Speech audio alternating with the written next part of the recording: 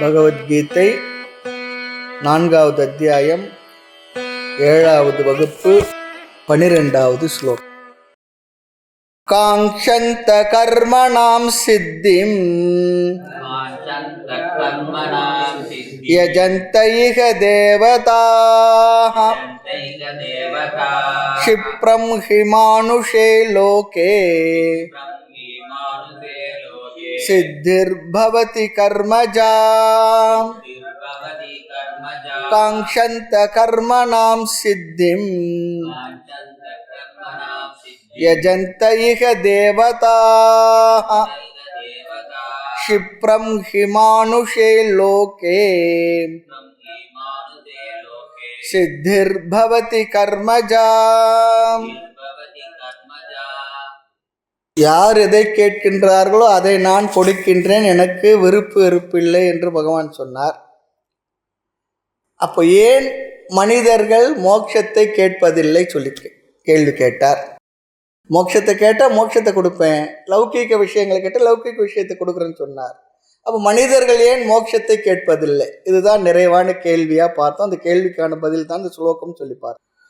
மக்கள் எல்லோரும் உலகில் உள்ள அழிகின்ற பொருளைத்தானே கேட்கின்றார்கள், அழியாத பொருளாகி உன்னை கேட்பதில்லையே அல்லது மோட்சத்தை கேட்பதில்லை என்பதற்கு பதில் இந்த ஸ்லோகத்தில் பகவான் அழகாக சொன்னார். அதுக்கு பதில் கடைசி என்ன சொன்னார் சொன்னா, எல்லோருமே சுலபமாக கிடைக்கின்ற பலனையே விரும்புகின்றார். சீக்கிரமாக அவர்களுக்கு பலன் வர வேண்டும். மனத்தை தூய்மைப்படுத்தி பக்தி செய்து ஞானத்தை பெற்று மோட்சத்தை பெறுவது கடினமாக இருக்கின்றது, ரொம்ப தூரத்தில் இருக்கு. ஆகவே விரைவாக எந்த பலன் கிடைக்கும் அதில் தான் மக்களுடைய கவனம் இருக்கின்றது. பொறுமையாக இதை யாரும் முயற்சி செய்வதில்லை. மோட்சம் என்பது மெதுவாகத்தான் கிடைக்கக்கூடிய ஒன்றாக இருக்கின்றது. சரி, அப்படி மோட்சத்துக்காக முயற்சி செய்தாலும் பலன் வருமா அடைந்தவர்கள் இருக்கின்றார்களா என்றால் பகவான் சொன்னார், பல பேர் அந்த மோட்சத்தை அடைந்தவர் இருக்கின்றார்கள் சொன்னார். சென்ற வகுப்புல இந்த ஸ்லோகத்துக்கான முகவுரையெல்லாம் பார்த்து நிறைவு செய்தோம். இப்போ ஸ்லோகத்தை பார்க்கலாம். காங்க்ஷந்த கர்மணாம் சித்திம். காங்க்ஷந்த கர்மணா சித்தி, விரும்பியவர்களாக. எதை விரும்பியவர்களாக? கர்மணாம் சித்திம், கர்மத்தினுடைய பலனை விரும்பியவர்களாக. இங்கு மனிதர்கள் என்ற ஒரு வார்த்தை நம்ம சப்ளை பண்ணிக்கணும். மனிதர்கள் யார் விரும்புவார்கள்? மனிதர்கள் தானே. மனிதர்கள் விதவிதமான யஜ்ஞ யாக பலனை விரும்பியவர்களாக என்ன செய்கின்றார்களாம்?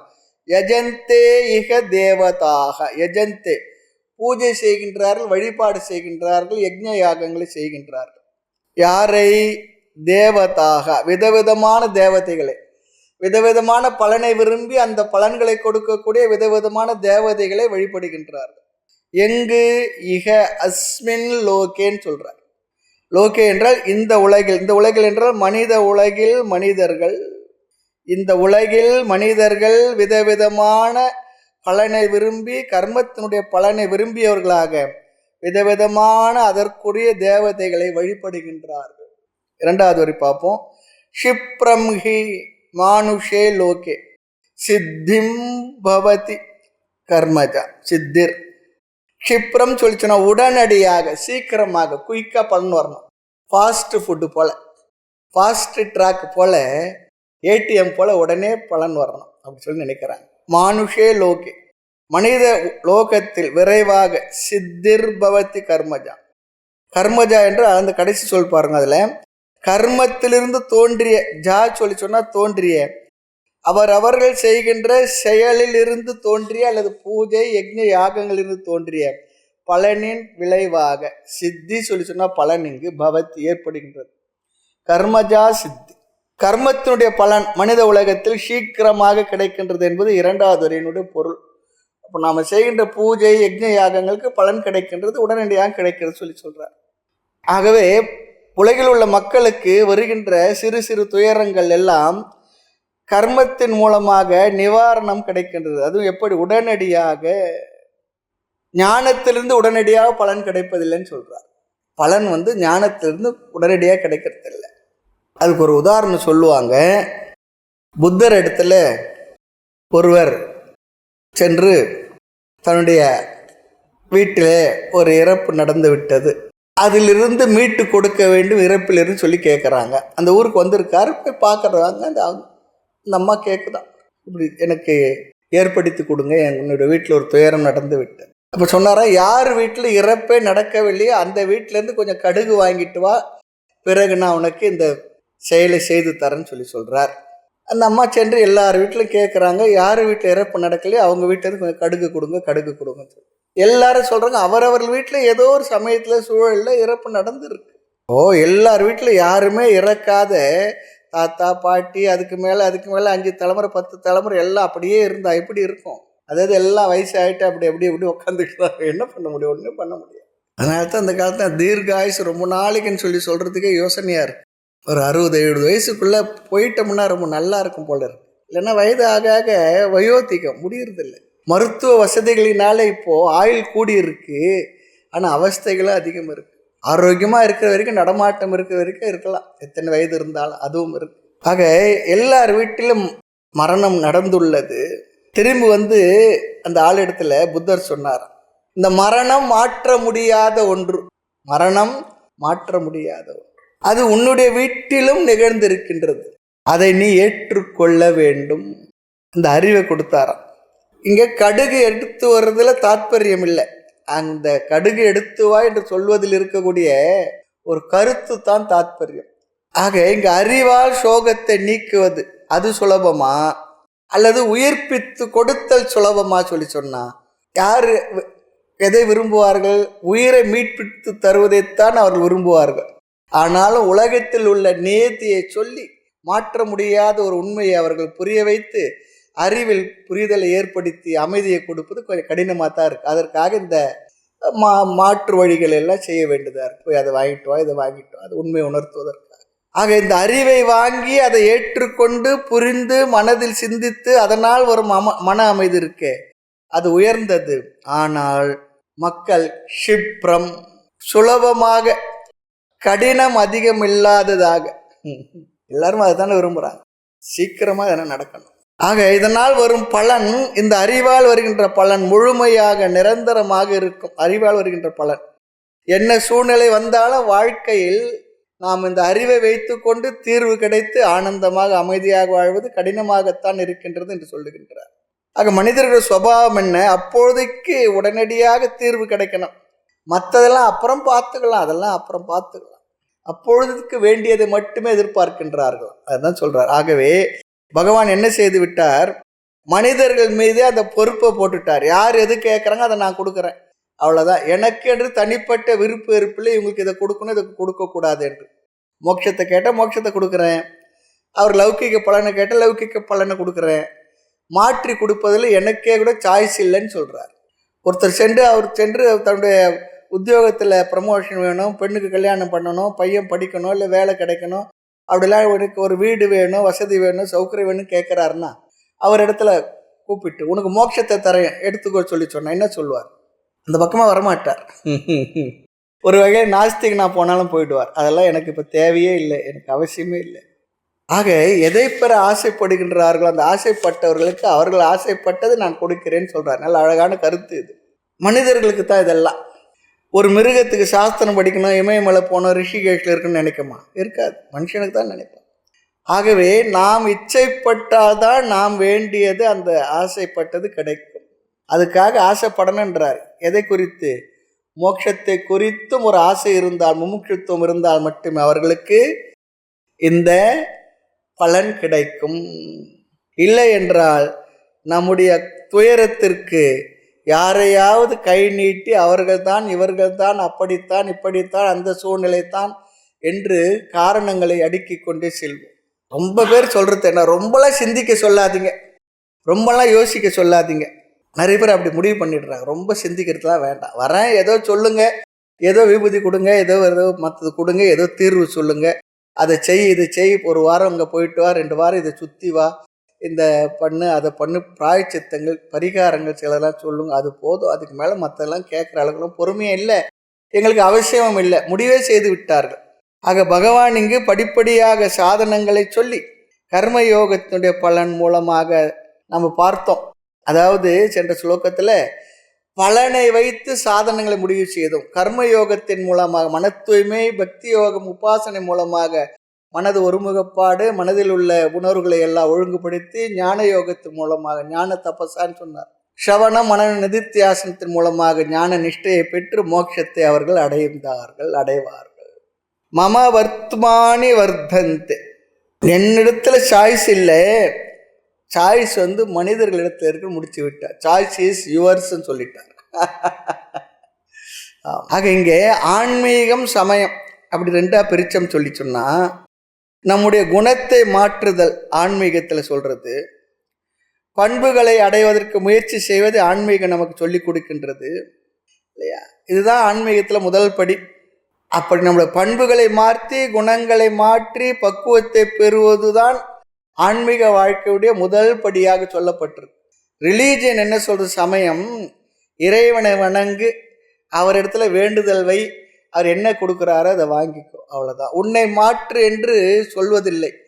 கொஞ்சம் அதிகமாக கோயிலுக்கெல்லாம் பூஜைகள் மற்றெல்லாம் கலந்து கொண்டு பிறகு ஏதோ நாம் புண்ணியம் செய்திருந்தால் 2 வார்த்தை பகவத்கீதையில் வேறு எதில் காதில் விழுந்தது சொல்லி சொன்னால், நமக்கு ஏதோ பூர்வ ஜென்மத்தின் சுக்ருத்து இருந்ததுன்னா அதை அப்படியே ஈர்த்து அமர வைத்து தத்துவ விசாரத்தில் ஈடுபடுத்தி பிறகு நம்முடைய குணங்களை பக்குவத்தை கொடுத்து, குணங்களை மாற்றி அல்லது நல்ல குணங்களை கொடுத்து பிறகு வேதாந்த தத்துவ ஞான விசாரத்தின் மூலமாக நாம் நிறைநிலையை பெறுகின்றோம், பூர்ணத்துவத்தை உணர்கின்றோம். இதுதான் வழி.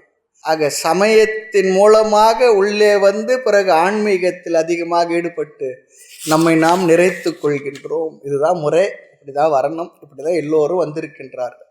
அடுத்து 13வது ஸ்லோகம். சாதுர்வர்ண்யம் மயா சிருஷ்டம்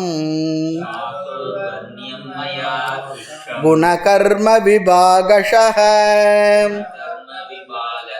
தஸ்ய கர்த்தாரமபி மாம் வித்யகர்த்தாரமவ்யயம் சாதுர்வர்ண்யம் மயா சிருஷ்டம் குணகர்ம விபாகஷஹ தஸ்ய கர்த்தாரமபி மாம் வித்யகர்த்தாரமவ்யயம். இதுக்கு முன்ன சொன்னார், எல்லோருமே மனிதர்கள் எல்லோருமே நான் வகுத்து கொடுத்த மார்க்கத்தில் வழியில் தான் பயணம் செய்து கொண்டுள்ளார்னு சொல்றார். யாரும் மாறி செல்வதில்லை என்று சொல்லி சொன்னார். அப்படியானால் பகவான் எந்த பாதையை வகுத்து கொடுத்தார் அது சொல்லணும் இல்லையா? எந்த பாதையை வகுத்து கொடுத்தார், எது என்னுடைய கடமையாக வகுத்து கொடுத்தார், அதை இந்த ஸ்லோகத்துடைய முதல் வரியில் சொல்லுகின்றார். இது ஒரே ஸ்லோகமாக இருந்தாலும் இந்த ஸ்லோகத்தினுடைய முதல் வரி ஒரு கருத்தையும், 2வது ஸ்லோகம் இன்னொரு ஆங்கிளில் இன்னொரு கருத்தையும் சொல்லுகின்றது. ஆகவே இந்த ஒரே ஸ்லோகத்தை 2 வரிகளையும் ஒவ்வொரு வரியையும் நாம் ஒவ்வொரு விதமாக பார்க்க போகின்றோம். முதல் வரியை ஒரு விதமாகவும் பிறகு 2வது வரியை வேறொரு ஆங்கிளில் பகவான் சொல்லுகின்ற விதமாக பார்க்க போகின்றோம். எந்த கோணத்தில் முதல் வரியை பேசுகின்றார்? இங்க பார்த்தா முதல் வரியில ஒரு கருத்தை சொல்வார், 2வது வரியில் வேறொரு ஆங்கிளில் சொல்வார். ஒரே ஸ்லோகத்தில் இப்படி ஒரு மாற்று கருத்துக்களை சொல்லுகின்ற ஸ்லோகம் இது. முதல் வரியில் என்ன பேசுறாருன்னா, 11வது ஸ்லோகத்தில் மம வர்த்தம அணுவர்த்தந்தே, இந்த உலகத்தில் வாழ்கின்ற மக்கள் நான் வகுத்து கொடுத்த வழியிலிருந்து விலகி செல்வதில்லை சொல்லி சொன்னார். என்ன பாதையை பகவான் வகுத்து கொடுத்தார்? அவர் போட்டு கொடுத்த ரோடு என்ன? செக்கனி ராஜ மார்க்கம் சொல்லிட்டு எந்த பாதையை வகுத்து கொடுத்தார்? உலகில் உள்ள மக்களை, சமுதாயத்தை பகவான் 2ஆக உலகில் சாதாரண 2ஆக தான் பிரிக்கப்பட்டுள்ளது. ஒன்று சோஷியல் ஆங்கிள், சமுதாய பார்வை, 2வது லைஃப் ஸ்டைல். 2மே இருக்கு. தனிப்பட்ட அடிப்படையில் ஒவ்வொரு மனிதனுடைய வாழ்க்கை முறை, பிறகு சமுதாயத்தினுடைய நோக்கு. ஆக சமுதாயத்தினுடைய நோக்கிலும் மனிதனுடைய வாழ்க்கை முறையை நோக்கிலும் 2 விதமாக பிரித்து கொடுக்கப்பட்டுள்ளது. தனிப்பட்ட அடிப்படையில் பகவான் ஒவ்வொரு மனிதனுடைய வாழ்க்கையை 4ஆக பிரித்துள்ளார். தனிப்பட்ட அடிப்படையில் பகவான் ஒவ்வொரு மனிதனுடைய வாழ்க்கையை 4ஆக பிரிச்சிருக்கிறார். தனிப்பட்ட முறையில் என்ன பிரிவு? ஆஷ்ரம விபாக. சமுதாய பிரிவு என்ன? வர்ண விபாக. ஆஷ்ரம விபாகம், வர்ண விபாகம். ஆசிரம விபாகம் சொல்லிச்சுன்னா வாழ்க்கை முறை. ஆசிரமம் சொல்லி சொன்னா வாழ்க்கை முறை சொல்லி அர்த்தம். விபாகம் என்பது வேறுபாடு, வாழ்க்கை முறையில் உள்ள வேறுபாடு. அப்படிப்பட்ட ஆசிரம விபாகம் என்ன? பிரம்மச்சரிய, கிரகஸ்த, வானப்பிரஸ்த, சந்நியாசம். ஒருவனுடைய வாழ்க்கை முறையில் கால பேதத்தில் ஒரே மனிதனுக்கு, வேற வேற மனிதன் இல்லை, ஒரே மனிதனுக்கு கால கிரமத்தில் கால பேதத்தில் வருவது. ஆசிரமம் என்றால் வாழ்க்கை முறை, ஸ்டேஜஸ் ஆஃப் லைஃப்னு சொல்லி அர்த்தம். Stages of life. முதல்ல பிரம்மச்சரியம். பிரம்மச்சரியம் சொல்லிச்சுன்னா படிக்கின்ற பருவம், மாணவ பருவம். அந்த பருவத்தில் என்ன கடமை? படிக்கிறது ஒன்று தான் கடமை, வேற வேலையே இல்லை, படிக்கிறது மட்டும்தான். அது இந்த தேசத்துக்கு உரிய ஏற்பாடு. வெளிநாடுகள்லாம் படிக்கும் பொழுதே வேலை செய்தால் தான் படிக்க முடியுன்றபோல் சூழ்நிலை. காரணம் அவங்க குடும்ப அமைப்பு தாய் தந்தையரோடு இருக்க முடியாது. பிள்ளைங்களுக்காக தாய் தந்தையர் தியாகம் பண்ணுறதுலாம் அங்கே இல்லவே இல்லை. ஆனால் நம்ம தேசத்தில் அப்படி இருக்குது. அதனால தான் இங்கேருந்து நம்ம பிள்ளைங்களை அனுப்பி வச்சா அங்கே கூட படிக்கிற பசங்களுக்கு தாய் தந்தையர் அவர்களுக்கு உதவியாக பணம் மற்றலாம் அனுப்புறதை பார்த்து ஆச்சரியப்படுறாங்க. செய்வாங்களா சொல்லி சொல்கிறாங்க. நம்ம தேசத்தில் பிள்ளைங்களை கடைசி வரையில் அவர்களை படிக்க வைத்து வாழ்க்கை முறை அமைத்து கொடுக்குற வரையில் நம்முடைய தாய் தந்தையர்கள் ஒரு கடமையை நாம் வைத்து கொண்டிருக்கிறது நம்முடைய வாழ்க்கை முறை. ஆக படிப்பது தான் அவனுடைய வேலை பிரம்மச்சரிய ஆசிரமத்தில். அடுத்து குருவுக்கு பணிவிடை செய்து, பாடம் சொல்லி கொடுக்கக்கூடிய குருவுக்கு பணிவிடை செய்து, அந்த குருகுலத்துக்கு என்ன தேவைகளோ அதை உடல் உழைப்பு மூலமாக செய்து கொடுத்த, அப்படிதானே. அடுத்து இரண்டாவது கிரகஸ்தம், ஃபேமிலி லைஃப். அங்கே கடமை என்ன? பஞ்சமகா யஜ்ஞம்லாம் சொல்லப்பட்டிருக்கு. தேவ யஜ்ஞம், ரிஷி யஜ்ஞம், பித்ரு யஜ்ஞம், நர யஜ்ஞம், பூத யஜ்ஞம் சொல்லி அதெல்லாம் நம்ம பார்த்துருக்கின்றோம். 5 விதமான கடமைகள், 5 வேள்விகள், இது 5 கடமைகள். அதெல்லாம் கிரகஸ்த ஆசிரமத்தில். மூன்றாவது வானப்பிரஸ்தம். இல்லற வாழ்க்கையிலிருந்து கடமைகளை முறையாக முடித்து பொறுப்புகளிலிருந்து விலகி ஜபம், தியானம் அல்லது மற்ற விஷயம், சாஸ்திர பாராயணம் அதையெல்லாம் செய்து கொண்டிருப்பது ரிட்டையர்ட் லைஃப்னு சொல்லலாம். அவர்கள் வீட்டிலேயே இருந்து அந்த வானப்பிரஸ்த ஆசிரமத்தை கடைபிடிக்கலாம். இப்போ வானப்பிரஸ்தம்னா எங்கள் காட்டுக்கெல்லாம் போயிட முடியாது, காடே இல்லை, எங்கே போகிறது. நம்முடைய சொந்த இல்லத்திலேயே ஒரு கெஸ்ட்டு போல, விருந்தினரை போல இருந்து பழகுவது. கடமைகளெல்லாம் பொறுப்புகளெல்லாம் பொறுப்பாக பிள்ளைங்களிடத்தில் கொடுத்து விலகி இருந்து தேவை ஏற்பட்டால் அவர்களுக்கு தேவையான ஆலோசனைகள் கேட்டால் சொல்லுவது, கேட்காம சொல்கிறதில்லை. இது பகவானே இதெல்லாம் அப்படி தான் சொல்லியிருக்கார். அடுத்து 4வது சந்நியாசம். சந்நியாசத்தில் என்ன? சாஸ்திரம் படித்தல், தத்துவ ஞான விசாரம். அடுத்து படித்த விஷயத்தை யாராவது சிஷ்யர்கள் கேட்டால் சொல்லித் தருவது. இது 2 தான் சந்நியாச ஆசிரமத்தில். தன்னை பக்குவப்படுத்தி கொண்டு இந்த ஆசிரம வாழ்க்கைக்குள்ளே, சந்நியாச வாழ்க்கைக்குள் நல்ல குரு கிடைத்தால் அல்லது குருவிடத்தில் ஞான யோகத்துக்கான வாழ்க்கை முறை தான் சந்நியாச வாழ்க்கை. சந்நியாச வாழ்க்கை என்பது ஞான யோகத்துக்கான வாழ்க்கை முறை. தத்துவ ஞான விசாரம், கேட்டல், சிந்தித்தல், நிஷ்டை கூடுதல், சவண மனன நிதித்தியாசனத்துக்கான வாழ்க்கை முறை சந்நியாச வாழ்க்கை முறை. ஆக இங்கு பகவான் ஆசிரம விபாகத்தை இங்கே பேசவில்லை என்றாலும் நாம் பார்த்தோம். வர்ண விபாகம் மட்டும் சொன்னார், ஆசிரம விபாகத்தை நாம் பார்த்திருக்கின்றோம். ஆக உலகத்தில் தர்மம், அடுத்து இன்னொரு கருத்தும் இருக்குது. இந்த கருத்தெல்லாம் பகவான் சொன்ன கருத்தை பார்க்க போகிறதுக்கு முன்னே முகவரையே இதெல்லாம் பார்க்குறோம். 2வது கருத்து, இந்த உலகத்தில் இருக்கக்கூடிய தர்ம நியமங்கள் இருக்குது. அது 2 விதமாக இருக்கு. ஒன்று சாமானிய தர்மம், 2வது விசேஷ தர்மம். சாமானிய தர்மம் என்றால் பொதுவான நியதிகள், நியமங்கள். 2வது விசேஷ தர்மம். சாமானிய தர்மம் எல்லா ஆசிரமத்திலும் எல்லா வர்ணத்தில் இருப்பவர்களுக்கு பொதுவான சில தர்மங்கள், கடமைகள் உண்டு.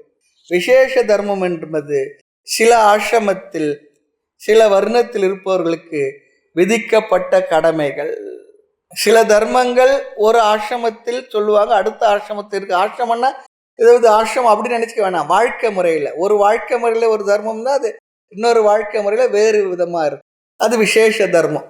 இந்த கருத்தையும் நாம் மனசில் வச்சுக்கணும், ஆசிரம தர்மம் சொல்லி வரும்போது. ஆனால் இங்கு பகவான் ஆசிரம தர்மத்தை விட்டு வர்ண தர்மத்தை தான் பேசுகின்றார். பிரம்மச்சரிக்கு படிக்கணும், அவன் சம்பாதிக்க கூடாது. கிரகஸ்தன் சம்பாதிக்கணும், சன்னியாசி சம்பாதிக்க கூடாது, சன்னியாசி போய் பிசினஸ் பண்ணிட்டு உட்காந்துருக்கூடாது. ஆக அங்கு தர்மங்கள் ஒவ்வொரு ஆசிரமத்திலும் மாறுகின்றது. ஆனால் பகவான் இங்கு ஆசிரம தர்மத்தை சொல்லவில்லை, வர்ண தர்மத்தை பேசுகின்றார். என்ன சொல்றார்? இதுதான் ஸ்லோகத்தில் நம்ம முக்கியமாக தெரிந்து கொள்ள வேண்டியது. நிறைய விஷயம் இருக்கு. இன்னைக்கு சமுதாயத்து நிலைய வர பிரச்சனைகளுக்கு எல்லாம் ஆரம்பமாக இருக்க விஷயத்தை பகவான் ரொம்ப அழகாக ஹேண்டில் பண்ணியிருக்கார்.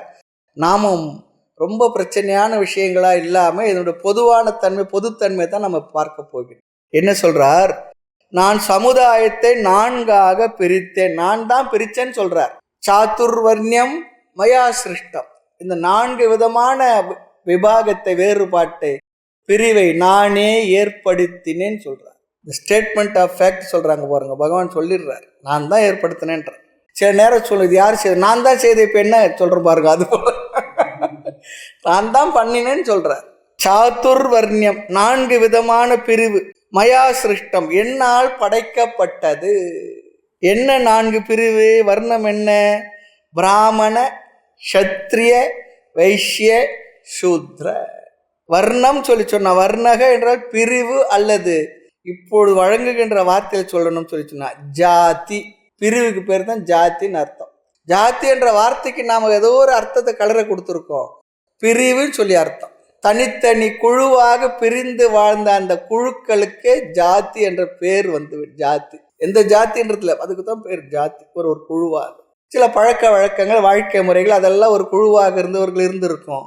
அந்த குழுவை அதற்கு வந்து ஜாதின்னு சொல்லி சொல்லுவோம். ஆக வர்ணம் சொல்லி சொன்ன பிரிவு அல்லது ஜாதி. நான் தான் ஜாதியை படைத்தேன்னு சொல்றார். அப்படி பார்த்தா நான் தான் படைத்தேன். சமுதாயத்தில் உள்ள மக்களை நான் தான் பிரித்து அமைத்துள்ளேன் என்கின்றார். சரி, ஒன்றை பிரித்து அமைக்க வேண்டும் சொல்லி சொன்னா எந்த அளவுகோலின் அடிப்படையில் இதை பிரித்தார்? ஒரு அளவுகோல் வேணும் இல்லையா? ஒரு பிரிவினை பண்ணணும்னா அதுக்கு ஒரு அளவுகோல் இருக்கணும். நிர்ணயம் பண்றது என்ன? ஸ்கேல் என்ன? எதை வச்சு நீங்க பிரிச்சு? நாமளும் கேட்போம், எதனா சொன்னா எதை வச்சு நீங்க அதை சொல்றீங்க, சொல்லுங்கன்னு சொல்லி கேட்போம். அது போல இங்க என்ன அளவுகோல்? பகவான் பிரிச்ச இந்த பிரிவுக்கு அளவுகோல் என்ன? பகவான் அதையும் சொல்றார். இந்த அளவுகோல் என்ன? குண கர்ம விபாகஷக. இதுதான் அளவுகோல். குணத்தின் அடிப்படையில் விபாகம், கர்மத்தின் செயலின் அடிப்படையில் விபாகம். விபாகம் என்றால் பிரிவு. இந்த பிரிவை ஏற்படுத்துவதற்கு அளவுகோல் என்னவென்றால் குணமும் கர்மமும் தான் சொல்ற. குண கர்ம விபாகஷக. விபாகஷக என்றால் அடிப்படையில். இந்த குண கர்ம விபாகஷக சொல்ல கொஞ்சம் விசாரம் பண்ண போறோம் நம்ம. ஏனென்றால் பல குழப்பங்கள் ஜாதியினால் தான் ஏற்பட்டிருக்கு. அப்போ குறை சாஸ்திரத்தினிடமா அல்லது அதை புரிந்து கொண்டவர்களிடமா? இந்த விவாதத்தை நாம் பார்த்து நிறைவு பண்ண போறோம். இந்த வகுப்பிலே நிறைவு பெறாது, அடுத்த வகுப்பில் தான் நிறைவு பெற போகின்றது. முதலில் ஜாதி என்ற சொல்லுக்கு பகவான் பயன்படுத்துகின்ற சொல் வர்ணக. வர்ணம் சொல்லி சொன்னா கலர் சொல்லி நினைச்சிருக்கோம்.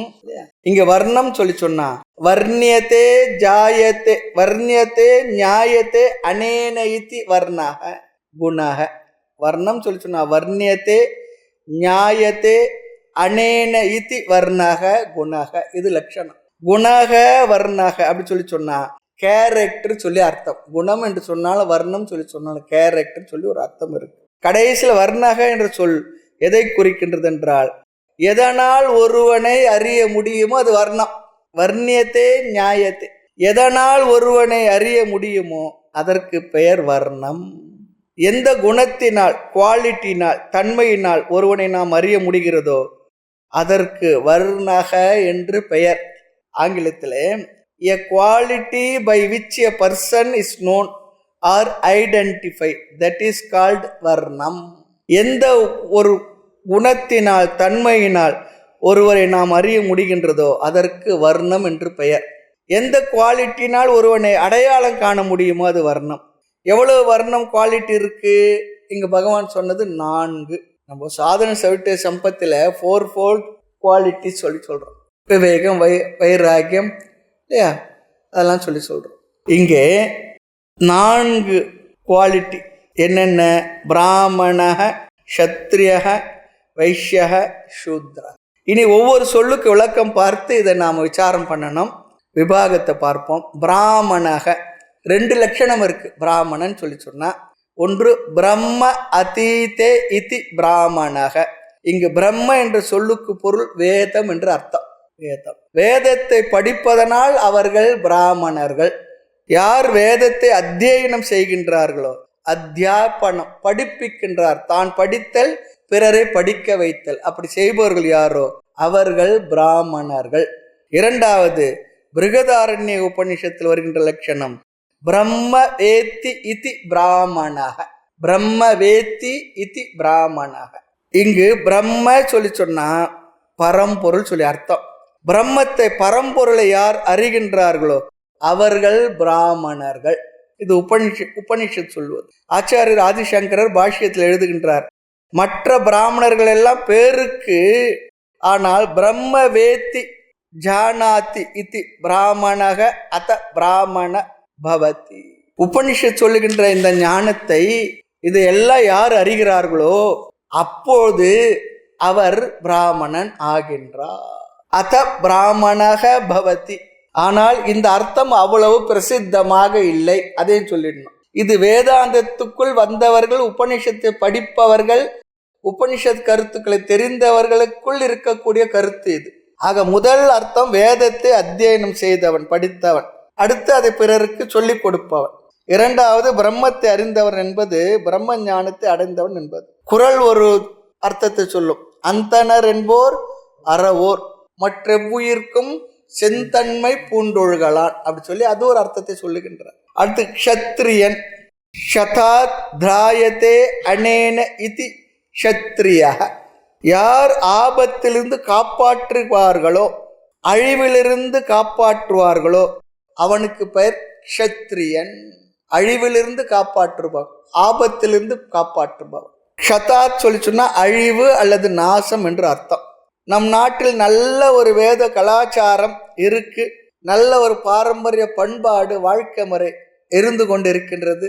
மோட்ச முறையில் நம்மை அழகாக அழைத்து செல்கின்ற உயர்ந்தது ஒரு ஆன்மீக கோட்பாடு இருந்து கொண்டிருக்கு, சந்தேகமே இல்லை. அதுல நாம ரொம்ப பெருமைப்படத்தக்க அளவில் உயர்ந்தது ஒரு கலாச்சாரம் நம்முடைய கலாச்சாரம், சந்தேகமே இல்லை. ஆனால் என்ன ஆகிவிட்டது, இதனுடைய வளமும் செழுமையும் பார்த்த பிற நாட்டவர்கள் படையெடுத்து வந்து அழித்தார்கள், பொருள்களை எல்லாம் வாரி கொண்டு சென்றார்கள். இந்த தேசத்துல வியாபாரம் சிறப்பா இருந்தது, பொருள்கள் நல்ல வளமா இருந்தது, எல்லா தேசங்களுக்கு சென்று பொருள்களை சேர்த்தார்கள். சொல்லுகின்றார்கள், வெள்ளைக்காரர்கள் வருவதற்கு முன்பு இந்த நாட்டினுடைய பொருளாதாரம், உலக பொருளாதாரத்தில் ஏற்றுமதி 30% இந்த தேசத்திலிருந்து ஏற்றுமதி ஆயிற்று என்று சொல்லுகின்றார். 30% உலக பொருளாதாரத்தில் இந்தியாவோட பங்கு இருந்திருக்கு. அதையெல்லாம் என்ன பண்ணமோ செய்து நாசம் செய்து அழித்தொழித்தவர்கள். அதனால்தான் இந்த பிரிட்டிஷ்காரர்கள் மற்றவர்கள் மேலை நாட்டினர்கள் அவரெல்லாம் நினைக்கும் போது நமக்கு பெரிய அளவுக்கெல்லாம் அவர் பெரிய ஒரு மரியாதை கூட வர்றதில்லை. எல்லாம் அழித்தொழித்தார்கள். எந்தெந்த நாட்டிலலாம் இருக்கு அங்கெல்லாம் சென்று அந்த மக்களை அடிமைப்படுத்தி தன்னுடைய மொழி கலாச்சாரத்தை திணித்து அங்கிருந்த பொருள்களை எல்லாம் சுரண்டி எடுத்துக்கொண்டு, பிரிட்டிஷ்காரன் இந்த நாட்டை என்னென்னலாம் இருந்து எல்லாவற்றையும் சுரண்டி கொண்டு, ரா மெட்டீரியல்லேருந்து தங்கம் வைரம் வைடூரியம் என்னென்ன இருந்து எல்லாத்தையும் சுரண்டி கொண்டு, எந்த தேசத்தையோட இந்தியா அதிகமாகவே சுரண்டலுக்கு இடம் கொடுத்து நிறையவே கொடுத்துருக்கு. அப்படி சுரண்டி கொண்டு போனதான் இன்னைக்கு அவர்கள் வாழ்ந்து கொண்டு உள்ளார்களோ என்னவோ தெரியல. ஆக இந்த கலாச்சாரத்தை தர்மத்தை காப்பாற்றுபவர்கள் க்ஷத்ரியர்கள். க்ஷத்ரியர். மூன்றாவது வைஷ்யாக. விஷதி தரதி இதி வைஷ்யாக. யார் பல இடங்களுக்கும் சென்று பொருள்களை பெற்று மாற்றி வருவார்களோ, மாற்றுகின்றார்கள், அவர்கள் வைஷ்யர்கள். அதனால்தான் பாருங்க, திரைக்கடல் ஓடியும் திரவியம் தேடு சென்று வந்தார்கள். பட்டினத்து சுவாமிகளை பார்க்கும் பொழுது பெரிய வைர வியாபாரி தான் சொல்றாங்க, பெரிய பிஸ்னஸ்மேன். நிறைய இந்த தெற்கு தமிழ்நாட்டிலிருந்தும் துறைமுகங்கள்ல எவ்வளோ வியாபாரமும் நடந்திருக்கின்றது. எல்லா பொருள்களும் அந்த நாட்டிலேருந்து ஏற்றுமதி ஆகியிருக்கு. உணவுப் பொருள்களிலிருந்து வாசனை பொருள்களிலிருந்து என்னென்னலாம் போனோமோ அதுவும் போயிருக்கு. அங்கேருந்து என்னென்னலாம் கொண்டு வரும் அதையும் கொண்டு வந்திருக்காங்க. பெரிய ஒரு வியாபாரம் பண்டமாற்று முறையில் நடந்திருக்கின்றது. அவங்க செல்வம் கொண்டு வந்திருக்காங்க. அந்த செல்வமெல்லாம் அவர்களும் வைத்திருந்து பெரும்பாலான செல்வங்களை கோயிலுக்கு இறைவனுக்கு சமர்ப்பித்து வாழ்ந்திருக்கின்றார். அதனால தான் யார் படையெடுத்து வந்தாலும் கோயில்களை அழிச்சாங்க, கோயிலில் இருக்க பொருள்களை கொள்ள அடிச்சாங்க. இன்றும் அது தொடர்ந்து நடந்து கொண்டு தான் இருக்கின்றது. முந்தி வெளிநாட்டவர்கள் செய்தார், இப்பொழுது நம்மவர்களே செய்து கொண்டிருக்கின்றார். விஷதி தரத்தி, ஓர் இடத்திலிருந்து இன்னொரு இடத்துக்கு போய் பொருள் கொண்டு வருபவர்கள் வைஷ்யர்கள், வெல்த் கிரியேட்டர்ஸ். அவங்க வைஷ்யர்களே இல்லை சொல்லி சொன்னா, எங்கேயோ கிடைக்கிற பொருள் நமக்கு இங்கே கிடைக்காது. இங்கே இருக்கின்ற பொருளை பிறருக்கு கொடுத்து நாம் நம்முடைய வளத்தை பெருக்கிக் கொள்ள முடியாது. ஆக வியாபாரம் விவசாயம் எல்லாம் வைசியர்கள் செய்வது. நான்காவது சூத்ராக, சுச்சா அபித்ரவதி இதி சூத்ராக. இதெல்லாம் லட்சணம் அழகா சொல்லியிருக்காங்க. யார் சேவை செய்வார்களோ லேபரர், அவர்கள் சூத்ரர்கள். இந்த 4 விதமான வர்ணம் நான் படைத்தேன்னு சொல்றார். இன்னைக்கு இருக்கிற 40,000 ஜாதிகளை படைச்ச பகவான் சொல்லல, 4 தான். அதற்கு கர்ம குண கர்ம விபாகஷகன்னு சொல்லி சொன்னார். அடுத்து இந்த பிரிவு எதன் அடிப்படையில், அளவுகோல் ஸ்கேல் என்ன? 3 அடிப்படையில் பிரிக்கலாம். ஆனால் பகவான் இங்கு 2 அடிப்படை தான் சொல்லியிருக்கார். பகவான் சொல்லாமல் விட்ட ஒரு அடிப்படை நம்ம பார்க்க போகின்றோம். பகவான் தெரிஞ்சோ தெரியாமலே 3வதாக இருக்கிற விபாகத்தை சொல்லலை. முதலில் குணம் ஒரு ஸ்கேல், 2வது கர்ம செயல் ப்ரொஃபஷன் ஒரு ஸ்கேல், 3வது பிறப்பு. ஆனால் பகவான் சொல்லலை, ஞாபகம் பகவான் சொல்லலை, விட்டு விட்டார். ஆனால் அதுதான் இன்றைக்கு ப்ரீடாமினண்டா இல்லை, அதுதான் நிர்ணயித்து கொண்டுள்ளது. அதுவும் இங்கே சொல்லி ஆக வேண்டும். ஆக இப்பொழுது ஜாதியானது இந்த 3 அடிப்படையில் பிராமணன், சத்திரியன், வைஷ்யன், சூத்ரன் என்று சொல்லப்படுகின்றது. ஆனால் பகவான் சொல்லாமல் விட்டது பிறப்பின் அடிப்படை. ஆனால் அந்த பிறப்பின் அடிப்படையில் தான் இன்று ஜாதி பிரசித்தமாக இருக்கின்றது. இதெல்லாம் நாம் உள்ளதே உள்ளபடி பேசுகிறோம், எந்த விதமான ஓரமும் சாராமல் புரிந்து கொள்வதற்காக. குணகர்ம அடிப்படையில் இல்லை. குணகர்ம அடிப்படையில் நாம் அந்த ஆளை தேடணும், எங்க இருக்கு. அதாவது மகாபாரதத்துல க்ஷத்ரிய லட்சணம் சொல்லப்படுகின்றது. கீதையில கூட 18வது அத்தியாயத்துல பகவான் சொல்லுவார், தானம் ஈஸ்வர பகவச்ச சாஸ்திரம் கர்ம க்ஷத்ரிய லட்சணம். ஸ்தைரியம் தைரியம், தேஜஸ் தேஜஸ் நல்ல தேஜஸ்வியா இருப்பான், திருதி ஒரு உறுதி, 4வது தானம் செய்வது. இது 4 க்ஷத்ரிய லட்சணமா சொல்லப்பட்டிருக்கு. தைரியம், தேஜஸ், திருதி, தானம். இதுல ஒரு லட்சணம் தானம், அது கர்ணனுக்கு பொருந்தியது. அவனுடைய குணத்தினுடைய அடிப்படையில் அவன் ராஜாவாக இருந்தான். அவனை சத்ரன் என்று ஏற்காததற்கு காரணம் என்ன தெரியுங்களா? அந்த காலத்திலேயே கூட பிறப்பால் அவன் சத்ரியன் இல்லை என்று அவனை நிராகரித்தனர். ஆக சமுதாயத்தில் பிறப்பின் அடிப்படையில் ஜாதி வேற்றுமையை நாம் பார்க்கின்றோம். ஆக இங்கே நாம் எப்படி சிந்திக்க வேண்டும்? பிராமண, சத்திரிய, வைசிய, சூத்ர என்ற எண்ணமே வேதாந்தம் தத்துவ விசாரத்துக்கு வந்துள்ள நம்முடைய மனதில் இருந்து எடுத்து விட வேண்டும். வேதாந்தம் படிக்கிறதுக்கு முதல் குவாலிஃபிகேஷனே ஜாதி அபிமானம் சென்றிருக்க வேண்டும். யாரையாவது பார்த்தா அவர் எந்த ஜாதி என்று கேட்கின்ற எண்ணமே வரக்கூடாது. அது வந்ததுன்னா பாடம் சொல்லி கொடுக்கிறவருக்கும் அவமானம், கேட்கிறவர்களுக்கும் அவமானம், வரவே கூடாது. ஆனால் எல்லோருமே ஏதோ ஒன்றுத்துல தான் பிறந்திருமாலும் சந்தேகம் இல்லை, அப்படிதான் சமுதாயம் இருந்துகிட்டு இருக்கு. ஆனால் அந்த எண்ணம் வேதாந்தம் படிப்பவர்களுக்கு, அது படிக்க வருபவர்களுக்கு, சொல்லிக் கொடுக்கக்கூடிய குருமார்களுக்கு வரவே கூடாது. ஆக இந்த குணம் யாருக்கு இருக்கோ, இந்த செயல் யார் செய்கின்றார்களோ அவர்கள் பிராமணர்கள். அவர்கள் பிறப்பினால் பிராமணர்களாக இருந்தாலும் அப்படிப்பட்டவர்கள் இருந்து விட்டு போகட்டும். அந்த தன்மையோடு இருப்பவர் இருந்து விட்டு போகட்டும், அது பற்றி இங்கே பிரச்சனை இல்லை. ஆக நாம் ஒருவரை குணகர்மத்தின் அடிப்படையில் பிரித்தால் இவ்வாறு ஜாதிக்குள் வந்து விடுகின்றார்கள். பிறப்பின்படிதான் நாம் ஏற்கனவே இந்த உலகத்தில் பார்த்து கொண்டுள்ள இதுதான் நிதர்சனமும் கூட. இதில் மிக சுலபம் எது என்றால் பிறப்பின் அடிப்படையில் பார்ப்பதும் பிரிப்பதும் மிக சுலபமாக இருக்கின்றது. அதனால் என்ன, நம்ம சில நேரத்தில் ஒருத்தர் ஜாதியை நேரடியாக தெரிஞ்சுக்க முடியலன்னா அவர் எந்த ஊர், அவங்க அப்பா பேர் என்ன, அவங்க தாத்தா பேர் என்ன, அவங்க சொந்தக்காரங்க என்ன பேர் சொல்லுங்க, இப்படியா கேட்குறது என்ன தெரியுங்களா? எப்படியாவது ஒரு ஜாதியை கண்டுபிடிச்சிடணும். நிறைய பேர் அப்படிதான். அப்படி யாரெல்லாம் கேட்டால் எதுக்கு பாவம் நீங்கள் உள்ள சுத்துறீங்க, உங்களால் தெரிஞ்சுக்க முடியாது, விடுங்க, வேறு எதுனா பேசுங்க சொல்லி அனுப்பிடுறோம். ஆக பிராமணனாக பிறந்து வேதம் படித்து வேதம் வளர்க்கறதுக்கு நிறைய பேருக்கு ஆசை இல்லை. வியாபாரம் செய்ய வெளிநாட்டுக்கு போகிறதுக்கு ஆசை. அதே நேரம் வைசிய காரியத்தை செய்து பிராமணனாக அந்த இடத்தில் பிறக்க வேண்டும், இருக்க வேண்டும் என்று ஆசைப்படுகின்றார்கள். இதுதான் இன்னைக்கு வாழ்க்கை முறையில் இருக்கக்கூடிய முரண்பாடாகவும் இருந்து கொண்டிருக்கின்றது. இப்போ குணத்தின் அடிப்படையில் பார்க்கணும். பிராமணன் சொல்லி சொன்னா இவர்களுக்கு என்ன குணம் இருக்கணும்? 3 குணம் இருக்கணும்னு சொல்லுவாங்க.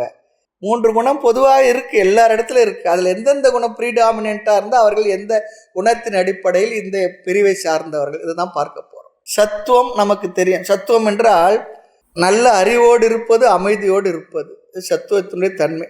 அமைதி, ஞானம். சத்துவம் மேலோங்கி இருக்கணும், அடுத்து அதன் பிறகு ரஜஸ் இருக்கணும், பிற்பாடு தமஸ் இருக்கணும். அப்படி இருந்தால் அவர்கள் பிராமணர்கள். அதுக்கு சுலபமாக நம்ம ஆங்கிலத்தில் இப்படி போட்டுக்கணும். தத்துவம்னா எஸ், ரஜஸ்னா ஆர், தமஸ்னா டி. எஸ்ஆர்டின்னார். எஸ்ஆர்டி போட்டா சத்துவம் ரஜஸ் தமஸ். இவர் குணத்தின் அடிப்படையில் பிராமணன் என்று அழைக்கலாம். மீதியெல்லாம் பார்க்கக்கூடாது. இனி க்ஷத்ரியன். முதல்ல ரஜஸ் இருக்கணும், செயல் ஊக்கம் இருக்கணும், செயல்படணும். ஆமாம். பிற்பாடு அதன் அருகில் சத்துவம் இருக்கணும், சுயநலம் இல்லாததாக இருக்கணும் அவனுடைய செயல், அவன் கடைப்பிடிக்கின்ற தர்மம். பிற்பாடு தமஸ் இருக்கும். அப்போ இங்கே ஆர்எஸ்டி, ரஜஸ் சத்துவம் தமஸ், ஆர்எஸ்டி இவர். ஆமாம். எதிரியிடம் சத்துவம் இருந்தால் பேசிக்கிட்டு இருந்தால் பயன்படாது, செயல் வேகம் இருக்கணும். அதே நேரம் ரஜோகுணத்தை தனக்காக பயன்படுத்தி கொள்ளக்கூடாது. சத்துவம் என்ற பொது நல நோக்கம் அதில் இருந்ததுன்னா அவனுக்கு அது சமுதாயத்துக்கு பிரயோஜனமாக இருக்கும். நாட்டை காப்பது, தனக்காக மட்டும் இல்லை, நாட்டை காப்பது, தர்மத்தை காப்பது, அந்த வாழ்க்கை முறையை காப்பது, அதனுடைய கலாச்சார பண்பாட்டெல்லாம் காக்கின்ற அந்த தர்மம், அது சத்துவ குணமும் அவன் இடத்துல இருந்தால் தான் அது நடக்கும். பிற்பாடு தமசம் கொஞ்சம் இருக்கும், நாட்டுக்காக தர்மத்துக்காக அவனுடைய வாழ்க்கையை அர்ப்பணிப்பது. கடைசியில் தான் தமஸ். அடுத்து மூன்றாவது வைஷ்ய. முதல்ல ரஜோகுணம் இவனுக்கு இருக்கணும். இல்லாவிட்டால் பயணம் பண்ணுறது, விவகாரம் செய்கிறது, விவசாயம் பண்ணுவது, வியாபாரம் பண்ணுவது நடக்காது. ஆகினால் இவர்கள் ஆர்டிஎஸ், ரஜஸ் தமஸ் சத்துவம் பின்னால் இருக்கும். எதற்காக இதை செய்கின்றான்? முதல்ல தன் வீடு, குடும்பம் இவைகள் நன்மைக்காக செய்தாலும் கூட உலக நன்மையும் அதில் அடங்கி இருக்கின்றது. ரஜோகுணத்தை தொடர்ந்து தமஸ் வரும். கடைசியில் சத்துவம் என்ன? லாபத்தில் 1% சமுதாயத்துக்காக அப்படி சொல்லி, அல்லது பொது நீதிக்காக, அல்லது கடவுளுக்காக என்று ஒதுக்கி வைப்பது. சொல்லுவாங்க வட இந்தியாவெல்லாம் அப்படி கொடுப்பாங்களாம். நிறைய வட இந்தியாவில் இருக்கக்கூடிய அல்லது பெரிய பெரிய கம்பெனிகள் எல்லாம், வியாபார ஸ்தலங்கள் எல்லாம் 1/4% வெங்கடாஜலபதி கொடுப்பாங்களாம். கோட்டர்னா வேறு எதுவும் நினச்சிடாது. அமர்நாத் யாத்திரையெல்லாம் போனோம்னா அங்கே பார்க்கலாம், பெரிய பெரிய பணக்காரர்கள், நம்மளால் நினச்சி கூட பார்க்க முடியாத அளவுக்கு இருப்பவர்களாம். நேரில் அங்கே வரக்கூடிய யாத்திரைகளுக்கு அவ்வளோ ஏற்பாடுகள் செய்து அவர்களே கூட இருந்து வரக்கூடிய யாத்திரைகளுக்கு உணவு பரிமாறுறது, அவ்வளோ சர்வீஸ் பண்ணிக்கிட்டு இருக்கு. அதில் நம்ம இங்கேயும் இருந்தது தான், இந்த தமிழ்நாட்டில் இருந்தது தான். என்னவோ காலப்போக்கில் எல்லாமே ஒரு மாதிரி தலைகீழாக மாறிவிட்டு நம்ம தர்மத்தை எல்லாம் சில காரணங்களுக்காக, சுயநல பதவி காரணங்களுக்காக இந்த உயர்ந்த அற்புதமான இந்த கலாச்சாரத்தை, தர்ம முறைகளை எல்லாம் அடித்து ஏதோ குறுகிய கால பதவிகளுக்காக நாசம் செய்து கொண்டு இருக்கிறார். இதெல்லாம் மறுபடியும் கொண்டு வரது எவ்வளோ சிரமம் தெரியும். ஆக வைசியன் சொன்னால் செல்வத்தை பெருக்குபவன், வெல்த் கிரியேட்டர்ஸ். நான்காவது சூத்ரன். இவனுக்கு முதல்ல தமஸ் இருக்கும், ரெண்டாவது ரஜஸ் இருக்கும், பிற்பாடு சத்துவம் இருக்கும். ஆகினால இவர் என்ன? டிஆர்எஸ். டிஆர்எஸ்னா ஏதோ தெலுங்கானாவில் இருக்க ஒரு கட்சியோட பேர் நினச்சிட்டு போகிறீங்க. தமஸ் முதல்ல இருக்கும், ரஜஸ் இருக்கும், அடுத்து சத்துவம் இருக்கும். இந்த 3 குணம் எல்லோருக்குமே இருக்கும். இதில் ஒன்று ப்ரீடாமினண்ட்டாக பிரதானமாக இருக்கும். தமஸ்னா தூங்கிக்கிட்டே இருப்பான்னு சொல்லி அர்த்தம் இல்லை. அப்படி அர்த்தம் எடுத்துக்கினா இந்த காலத்து கவர்மெண்ட் ஆஃபீஸ்லாம் அப்படி தான் இருக்குது. இவர்களுக்கு என்ன, ரொம்ப சிந்திக்க மாட்டாங்க, சிந்தித்து செயல்பட மாட்டார்கள், சிந்தித்தும் பழகவில்லை, பிளான்லாம் பண்ணுறதுலாம் தெரியாது, உடல் அளவில் உடல் உழைப்பு தருபவர்கள். ஆமாம், சொன்னதை செய்பவர்கள். மோகம், மயக்கம், உறக்கம், செயலின்மை இதெல்லாம் தமசனுடைய வெளிப்பாடு. இந்த அளவில் எடுத்த உடனே ஒருவனை இன்ன ஜாதி என்று சொல்லக்கூடாது. குணத்தின் அடிப்படையில் இந்த லிஸ்ட்டு தான், இதுதான் லிஸ்ட்டு நமக்கு சொல்லிட்டாங்க. என்ன எஸ்ஆர்டி சொல்லி சொன்னா பிராமணன், ஆர்எஸ்டி என்ற க்ஷத்ரியன், ஆர்டிஎஸ் சொல்லி சொன்னா வைஷ்யன், டிஆர்எஸ் சொல்லி சொன்னா சூத்ரன். இந்த 4 வார்த்தைகள் வச்சு இந்த அளவில் பிரித்து பார்த்துடலாம். இந்த பிரிவில் எல்லாருமே சேர்த்துடலாம். இனி கர்மத்தின் அடிப்படையில் பிரித்து பார்க்கலாம். கர்மத்தின் அடிப்படை பிராமண கர்மம் என்ன? பட்டணம், பாட்டனம், படிப்பது, படிப்பிப்பது, தான் படிப்பது, அவரை படிப்பிப்பது, டீச்சராக இருந்து பிறகு சொல்லிக் கொடுப்பது. யஜனம், யாஜனம். சொல்லிக் கொடுப்பதுன்னா வேதாந்தம் அல்லது விஞ்ஞானம், வேதம், புராணம், பூஜை முதலிய கோவில் காரியங்கள் எல்லாம் செய்வது. இப்படிப்பட்ட ரிலீஜியஸ் ஆக்டிவிட்டிஸ் யாரெல்லாம் செய்கின்றார்களோ அப்படி செய்வதால் அவர்களை கர்மத்தின் அடிப்படையில் பிராமணர்கள் என்று சொல்லலாம். க்ஷத்ரியனுடைய கர்மம் என்ன? நாட்டை பாதுகாத்த அரசியல் தலைவர்கள். மூன்றாவது வைஷ்யர், வியாபாரம் விவசாயம் செய்த அவர்கள் வைசியர்கள், பிஸ்னஸ் பீப்புள் அவர்கள் எல்லாம். நான்காவது வெறும் உடல் உழைப்பு மட்டுமே செய்பவர்கள். இது கர்மத்தின் அடிப்படையில். அப்போ குணத்தின் அடிப்படையில் பார்த்துட்டோம், கர்மத்தின் அடிப்படையில் பார்த்துட்டோம்.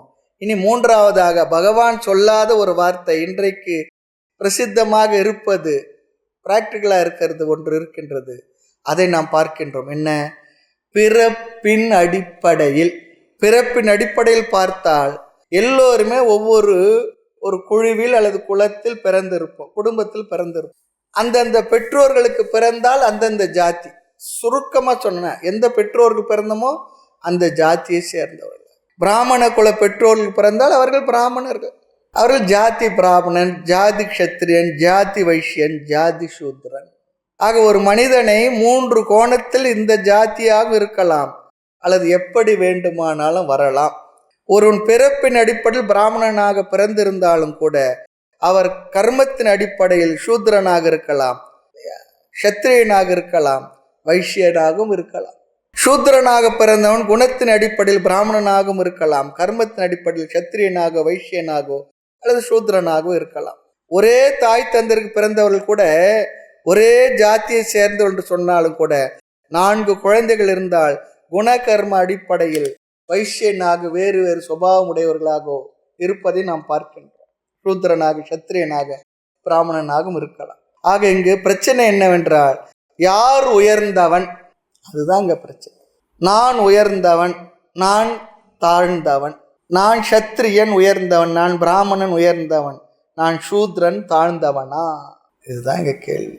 ஆகவே ஒருவருடைய உயர்வு எதன் அடிப்படையில் வருகின்றது என்றால், இதற்கெல்லாம் PhD போய் செய்துட்டு இருக்க வேண்டிய அவசியமும் இல்லை. நன்கு நமக்கு தெரிகின்றது. ஜாதி 2 ஒழிய வேறு இல்லை.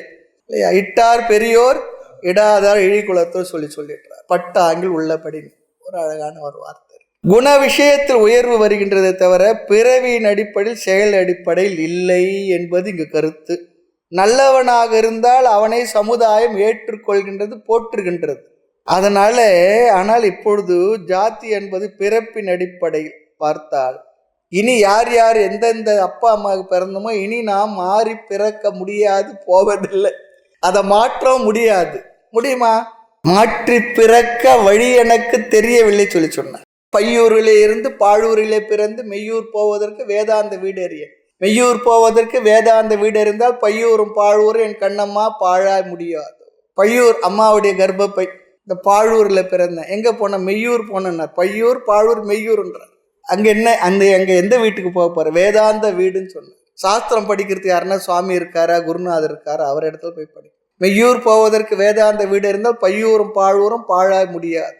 மறுபடியும் ஒரு கர்ப்பத்தில் பிறக்க மாட்டேன், இந்த பாழூரில் பிறக்க மாட்டேன், உண்மை தெரிஞ்சு தத்துவத்தை புரிஞ்சு ஞான நிஷ்டை கிடைத்தால் சொல்றார். அழகான பாடல் அது. இனி நாம மாற்றி பிறக்க வகை எனக்கு தெரியவில்லை சொல்றார். மாற்றி பிறக்க முடியாது, முடிஞ்சாச்சு, பிறந்தாச்சு. அப்ப என்ன பண்ணணும்? எந்த ஜாதியில் எந்த வர்ணத்தில் உள்ளோமோ அதை அப்படியே ஏற்றுக்கொண்டு அதில் மாறி இருக்கணும் என்று கூறக்கூடாது, முடியாது, அவசியமும் இல்லை. பிறந்த பிற்பாடு மாற்ற முடியுமா? வேணா தாசில்தார் இடத்துல வேணா போய் மாத்திக்கலாம், அவர் இடத்துல போய் மாத்திக்கலாம். நான் இதில் மாத்தி கொடுங்க. நிஜமாக மாற்ற முடியாது. எதுல பிறந்திருக்கின்றோமோ அதை வைத்து கொண்டு தன்னை உயர்வாக தாழ்வாக நாம் நினைக்க கூடாது. அந்த உயர்வு தாழ்வு தான் சமுதாய குழப்பத்துக்கு பெரிய ஒரு காரணம். கர்மத்தின் அடிப்படையிலும் சாய்ஸ் கிடையாது. ஏனென்றால் நாம் வாழ்கின்ற அல்லது நாம் விரும்புகின்ற வேலையா நமக்கு கிடைக்கின்றது. படிச்சது ஏதோ, செய்யற வேலை ஏதோ. நிறைய பேர் சொல்லுவாங்க, நான் இப்படி ஆகணும்னு நினைச்சேன், இந்த வேலை செய்யறேன். அப்படித்தானே இருக்கு. அவரவர்கள் விரும்பின படிப்புக்கேற்ற வேலை இந்த நாட்டில் கிடைக்கவே இல்லை, அமையவே இல்லை, அமையறதும் இல்லை. என்ன பண்றோம்? அதனால கிடைக்கிற வேலையை செய்து வாழ்க்கையை நடத்திக்கிட்டு இருக்கோம். அதுதானே உண்மை, அதுதான் உண்மை. அதிலும் சாய்ஸ் இல்லை.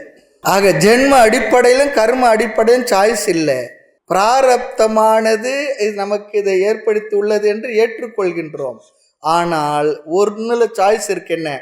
குண அடிப்படையில் நாம் பிராமணன், சத்திரியன், வைஷ்யன், சூத்ரன் என்று குண அடிப்படையில் நம்மை மாற்றிக்கொண்டு வாழ்வதற்கு சாய்ஸ் இருக்கு. பிறப்பில் முடிந்து விட்டது.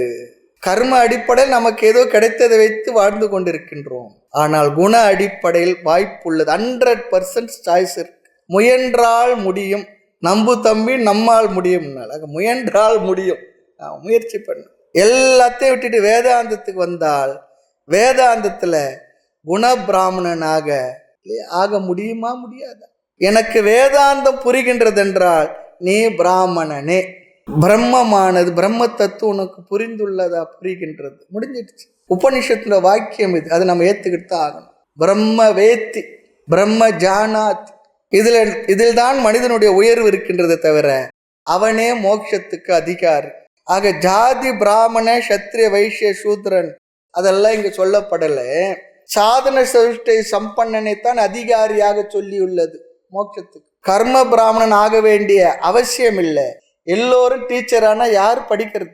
எல்லாரும் டீச்சர்னா சொல்லி கொடுக்குறது. ஒரு கிராமத்தில் 20 வீடு இருக்குன்னா 20 பேரும் ஹோட்டல் வச்சா யார் போய் சாப்பிட்றது? அது போல தானே.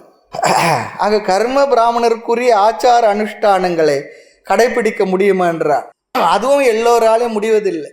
அது முடிந்தவர்கள் செய்கின்றார்கள். அதை ஏற்றுக்குவோம், அக்செப்ட் பண்ணிக்குவோம். ஆக பிறப்பின் அடிப்படையில் எது இருக்கின்றதோ அதை அப்படியே ஏற்றுக்கொள்கின்றோம். சத்தியகாம ஜாபாலி நாம் கேள்விப்பட்டிருப்போம். உங்களுடைய தகப்பன் பேர் என்ன, உன்னுடைய குலம் என்னன்னு சொல்லி கேட்ட என்ன சொன்னார்? தெரியவில்லை. ஓப்பனா உண்மையை சொன்னார். உண்மையை சொன்னதே அவரை ரொம்ப உயர்ந்தவனாக உயர்த்தி விட்டது. அது பெரிய ஒரு விஷயம், மறைக்கல. ஆகவே இதுல உயர்வு தாழ்வு இல்லை, கூடாது. குலம், தாழ்ச்சி, உயர்த்தி சொல்லல் பாவம் சொல்லிட்டார். என்ன வார்த்தை அது? பாவம்னு சொல்லிட்டார். ஏன்னா நம்மால் பாவம்னா தான் பயப்படுவான். இப்ப அதுவும் போயிடுச்சு, அது வேற விஷயம். பாவமாக புண்ணியம் அதை அப்புறம் பார்த்துலாம் விடுறான். யார் பாவத்தை கண்டா புண்ணியத்தை கண்டா இப்ப பாரு. ஆனால் ஒன்று இருக்கு, எல்லா இடத்திலும் எல்லா முறைகளிலும் இருக்கிற மக்கள் இடத்துல ரத்தனங்கள் இருக்கு, வைரங்கள் இருக்கும், எல்லா இடத்துலையும் இருக்கும். ஆக உயர்வு தாழ்வுக்கு சாஸ்திரம் காரணம் இல்லை. தெரிந்தோ தெரியாமலையோ பகவான் பிறப்பின் அடிப்படையில் ஜாத்தியை சொல்லவில்லை. குண அடிப்படையில் நாம் பிராமணனாக முயற்சிக்க வேண்டும். ஆக குண பிராமணன் ஆக்குவதே சாஸ்திரத்தின் லட்சியம். அந்த குண பிராமணன் மோட்சத்தை அடைய தகுதி அடைகின்றான். ஆக பரீட்சலோகான் கர்மச்சித்தான் பிராமணக நிர்வேதமாயார். நான் படிச்சிருக்கிறோமா இல்லையா? ஒருவன் மோட்சத்தை அடைய தகுதி குண பிராமணனை தவிர பிறவி பிராமணன் இல்லை இல்லை இல்லை அல்லது கர்ம பிராமணனை இங்கு கூறவில்லை. மேலும் விஷயங்களை அடுத்த வகுப்பில் பார்க்கலாம். மூர்த்தி எல்லாம் வாழி, எங்கள் மௌன குரு வாழி, அருள் வார்த்தை என்றும் வாழி, அன்பர் வாழி, பராபரமே. ஓம் பூர்ணமத பூர்ணமிதம் பூர்ணாத் பூர்ணமுதச்யதே பூர்ணஸ்ய பூர்ணமாதாய பூர்ணமேவாவசிஷ்யதே. ஓம் சாந்தி சாந்தி சாந்தி. ஹரி ஓம். ஸ்ரீ குருப்யோ நமः. ஹரி ஓம்.